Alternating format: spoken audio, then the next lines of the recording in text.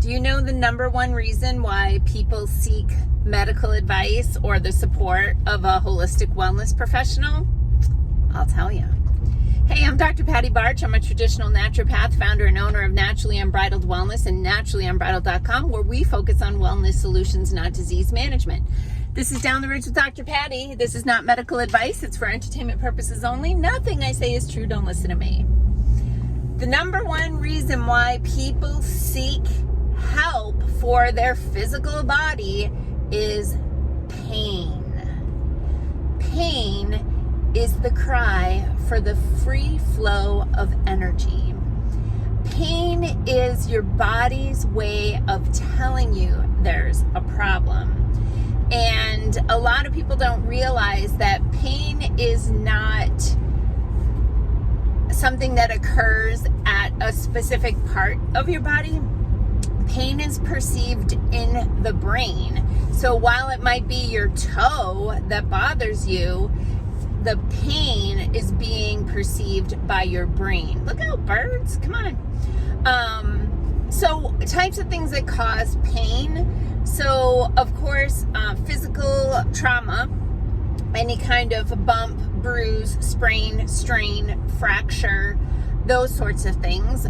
Those are acute injuries that the body creates an inflammatory process to start healing happening by cleaning up the mess. So any blood cells that escaped their blood vessels due to the trauma, if there was damaged tissue, it will repair, start the repair process for that tissue, or lay down scar tissue to repair the wound. And scar tissue is like nature's duct tape.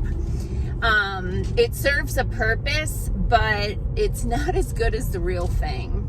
And so scar tissue can impact the free flow of energy. Look out, squirrel. Oh, good. That guy had a big walnut. So scar tissue does not conduct energy the way that healthy tissue does. So yeah, it's duct tape. It's going to keep things from splitting open, but it's not well vascularized, meaning it doesn't have a good blood flow to it, and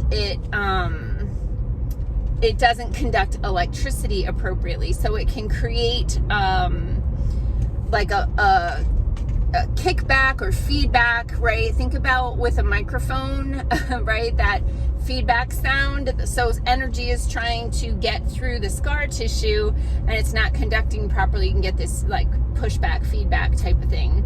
So there are some things you can do to support scar tissue. Physical manipulation, a well-trained body worker like a massage therapist, chiropractor, physical therapist, people who are trained in the tissues, they can often manipulate the tissues in a way that the scar tissue will at least detach from the surrounding tissue so that it's not impacting the energy of those tissues. There are other things we can do. Enzyme therapy can be helpful for scar tissue. In that enzymes are like the chemical scissors that break down molecules into their component parts. So using a topical enzyme solution or cream can be helpful. It will penetrate the skin and break down the scar tissue. Taking a proteolytic, meaning protein cutter, proteolytic enzymes on an empty stomach can also help break up scar tissue. If you take proteolytic enzymes with food, they're going to break up your food. But if you take them on an empty stomach, they can break down inflammatory molecules, scar tissue, that sort of thing. We can also use a variety of therapies to try to re-energize and repair those tissues. So cold laser, LED light, the Firefly in my office, the pulsed electromagnetic field therapy that we have in my office. Like, these therapies can re-energize the tissues so that they can repair themselves. Sometimes they just don't even have enough energy to repair, and so they kind of sit dormant or stagnant, and that can be part of the problem. So scar tissue can be a problem or a cause of pain. Of course, infection can be a cause of pain too. When there's infection, there's inflammation. Your body is sending blood there to try to bring white blood cells in to try to destroy the infection, and then red cells in to bring some oxygen to help heal the tissue. Plus, a lot of infections can't live in a high oxygen environment.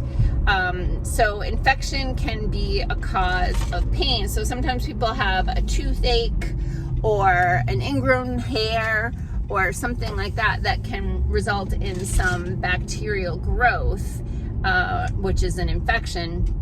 And of course, anything that comes from nature can be cured by nature. And so there are natural solutions for infection. At least twice, I've helped my husband overcome sepsis, cellulitis in his elbow, and I think the other time was in his leg, using only natural products. Antibiotics, time and a place for that, but there's always a detrimental side to antibiotics. Like I said, there is a time and a place for it, but I would try using natural things first where you don't have the detriments. Okay, so I wanted to talk more about pain, but I am late to the gym, so I'm going to sign off here. So I hope you have a pain-free day. Peace out, peeps.